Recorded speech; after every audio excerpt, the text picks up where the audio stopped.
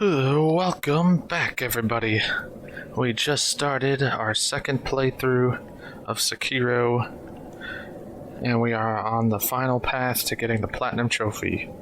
Pat yourselves on the back, you've gotten through the hardest part, and thank you for staying with me all this time so far. So before I go into it, I want to say that I'm not going to record everything from here until the end, because you don't need to see episodes 1 through 22 over again. So instead, I'll be editing most of the things out and only popping back in for some key information.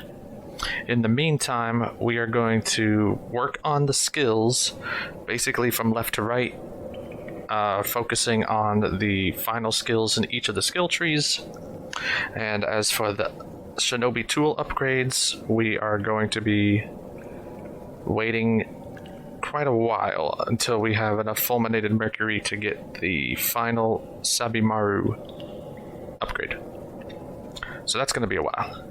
Otherwise, I'm going to be following the walkthrough exactly as I recorded it from the beginning. And the only other thing I need to mention is when you start your second playthrough, you have everything you had when you ended the game and are actually given... Is it in here or is it in my... It's over here. Given a new item known as Kuro's Charm. There it is. Which, when we find Lord Kuro during this tutorial area, you have the option of giving Kuro his charm back. What that does is makes the game harder, but gives you some slight upgrades to the things you get, some extra experience and some extra money. But it is not worth it at all. So do not give Kuro his charm back, just keep it. Other than that, I will see you when I see you.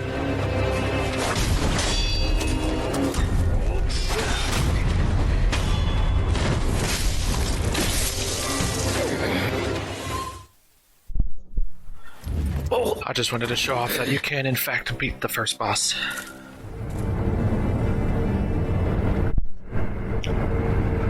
Something to note is that all of the important key items have now disappeared and been replaced with nothing. Remember, this is where our Shuriken Shinobi tool was. Now that we have the promissory note, I think is what it's called. The thing that reduces all the items in merchants' stores by 10%. Buying coin purses to store your money has no downside. It used to be there was a 10% markup on these coin purses for the peace of mind of not losing it when you die. But now that everything's 10% cheaper, that downside's no longer there. So there's no point not to store up all your money and buy up as many coin purses from every merchant you come across. Make sure you talk to Anayama and complete his quest, because if you max out his inventory, he will sell some upgrade materials to make things easier. Yeah. Something to point out is that since we already have the flame barrel, you don't have to stop when we get to the Chained Ogre and then do a little sidetrack to Hirata Estate like we did in our first playthrough. We can just go straight forward. In fact, technically you don't have to do Hirata Estate at all, but you get an increase in attack power. There's tons of items that you might find interesting, so I do it anyway, but I wait until after I beat Gyobu the second time. So I just killed Gyobu Oniwa, and you get another memory of his, which you can turn in to enhance your attack power even more. But the reason I'm pausing here is to make sure you know to further the Tengu's quest, which means you have to kill the rats again.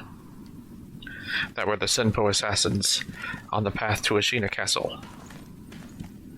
The final skill tree cannot be obtained if you don't further his quest, so make sure you do that. I'm also going to hold off on Hirata Estate until absolutely necessary. So before I start tackling Ashina Castle, I want to mention that I'll be skipping all the side areas. So that includes the Old Grave, the Serpent Shrine, and Ashina Reservoir, where Gyobu's Horn was, and where the two mini bosses were, one of which was in the pit that I started the game in, all that whole area. We're going to skip that, and we're just going to jump straight to Genichiro Ashina at the top of the castle.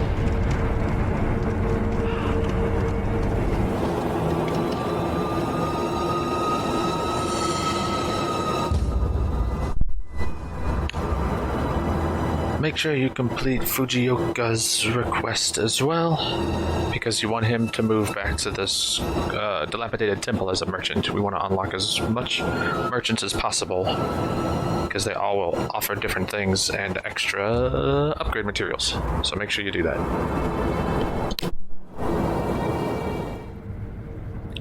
After you beat Genichiro Ashina for the first time, or second if you beat him during the prologue, don't forget that when you come in here, you have to talk to Lord Kuro like 3 or 4 times. You have to talk to Emma. You have to open up the window and talk to Ashina, who's over in that watchtower, after Lord Kuro starts to repeat himself. Somewhere in there, you have to inspect this incense burner when you come back. Lord Kuro's over here, so you gotta talk to him like 2 more times. Grab the gunfort key that's over here.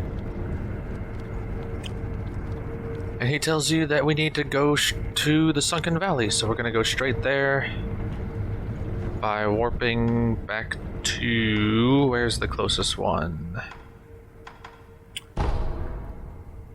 The upper tower antechamber. We'll jump down the middle of the room to get to the Old Grave, and then from there we can make it to the Great Serpent Shrine, and that's how we get to the Sunken Valley once we get past the Great Snake again. So that's where we're heading.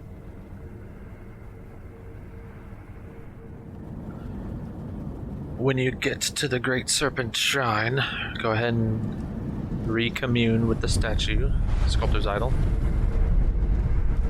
But make absolutely sure that we talk to the Tengu of Ashina, because if you have one of the final skills in any of the skill trees, see, we did not have this when we first got to this section on our first playthrough, but now we have both Living Force, and I happen to have Ashina Cross. You just need one of these, and then when you talk to the Tengu,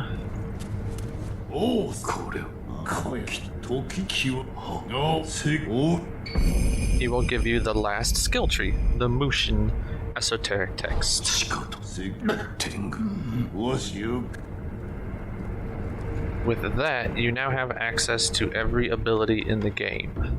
So we can now start working on the achievement or trophy for unlocking every skill. What these are is like super follow-ups to the final skills in each of these trees, and you unlock them by unlocking those final skills. See, there's the 2 I just had. They lead to this. Once I get Shadow Rush, I'll get access to the Spiral Cloud Passage, and when I unlock the last one in the Temple Arts, I'll get Shadowfall.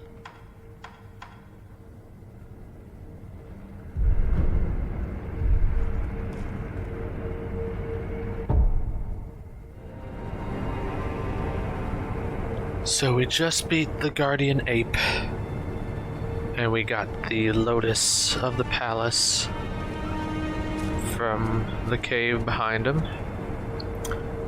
And now we're gonna go ahead. Last time we did a bunch of items before returning here to return to the poison pool, but this time we're gonna go straight into here because our very first fulminated mercury is in the back of this little area, and we only need 1 more to get our first lazulite upgrade, which is a trophy. And after we get that, we can start filling out the rest of our shinobi tool upgrades. So I'm going to take the time to get that mercury, and then we will continue on the normal path.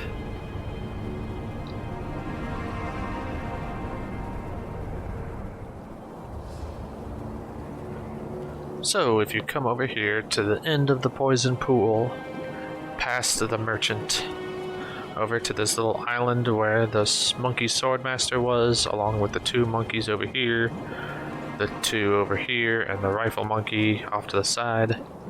Remember that there should be a fulminated mercury behind this rock on the left. That's what we're trying to get. And we can go ahead and get these items while we're at it.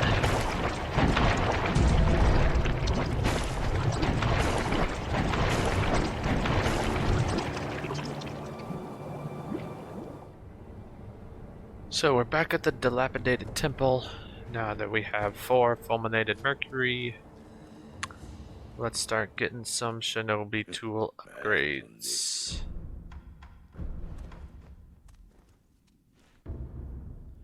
And we can finally get what is arguably the best lazulite upgrade. It's kind of a toss-up from what I've read between the shuriken and the sabimaru. Everybody seems to agree that the sacred flame is the worst. Either way, when you get your first tier 6 upgrade, tier 5 upgrade, you get a trophy. And so once you get that trophy, we can just start filling in all of these upgrades from left to right. I'm going to start going for the lazulite shuriken.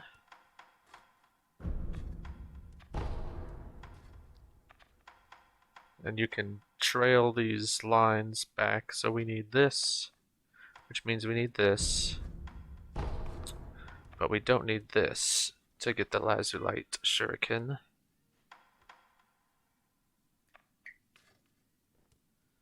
However, we do need this, which means we need this, which means we need this. And this, the phantom kunai, is missing a phantom kunai. This turns our shuriken into the butterflies that Lady Butterfly uses. And the phantom kunai is sold by our friend Anayama. So we're going to travel there and buy it and travel back.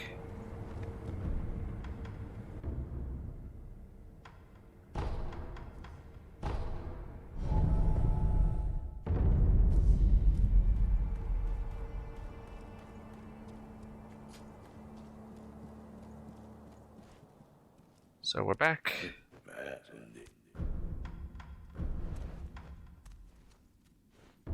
Let's continue here to get this, and then we're missing 3 more fulminated mercury. Jiminy Christmas. But we can go ahead and get the send throw, which is interesting, because the more money you have, the more damage this does.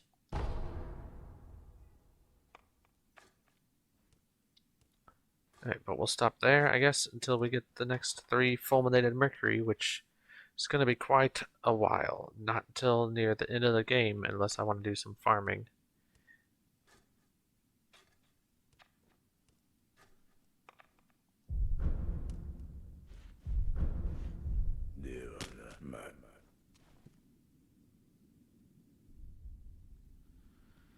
So now our goal is to head straight through the abandoned dungeon, skipping the Shichimen warrior mini-boss, even though you could take it on if you would like, because we now have the Phoenix's lilac umbrella. But since we already have the ceremonial Tonto it drops, there's no point. And then that will take us to Senpo Temple, and we will run through Senpo Temple to get to the folding screen monkeys at the end. When we get to Kataro. So here we are at Senpo Temple.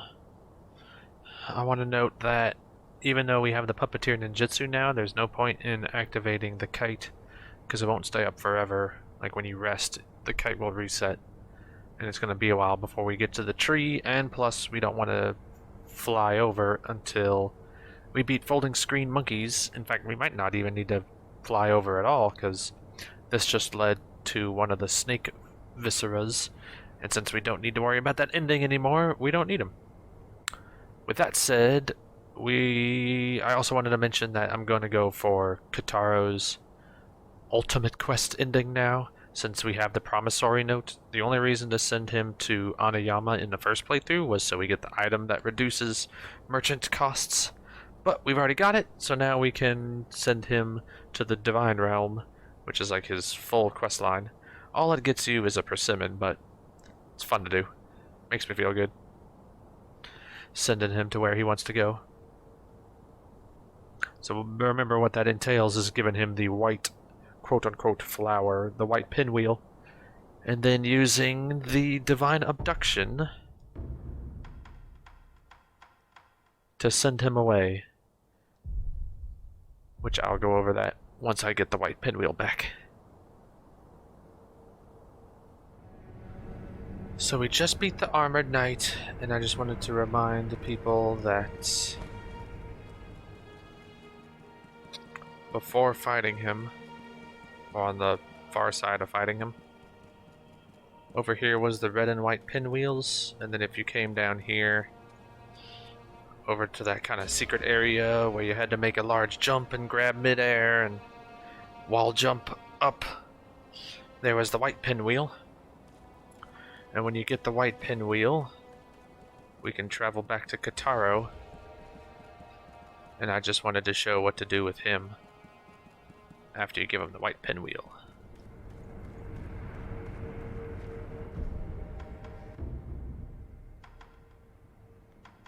So travel back to Mount Congo.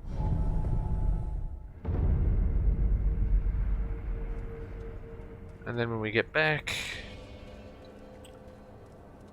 come over and talk to our boy. Give him the white pinwheel.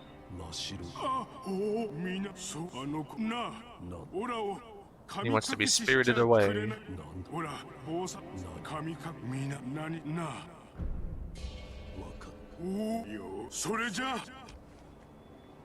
So when he prepares, equip the divine abduction, just the normal one. Although technically it doesn't matter.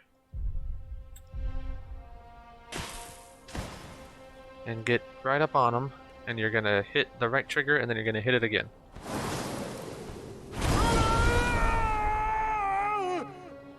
And you spirit him away. And we'll find him again in the same area in the Halls of Illusion where we fight the folding screen monkeys. So we have just completed the folding screen monkeys, and if you spirited Kotaro away and returned to the Halls of Illusion, you'll find that he has moved into them, and you can talk to him to get a special persimmon. That's just a more effective persimmon than a normal one.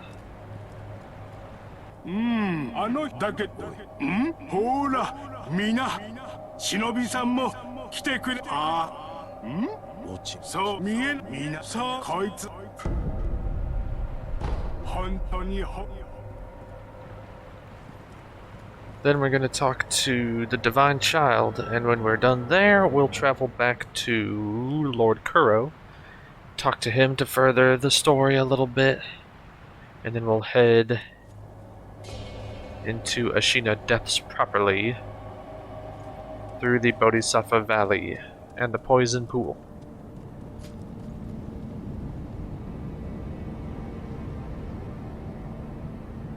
And we'll pick that up next time. Until then, stay safe.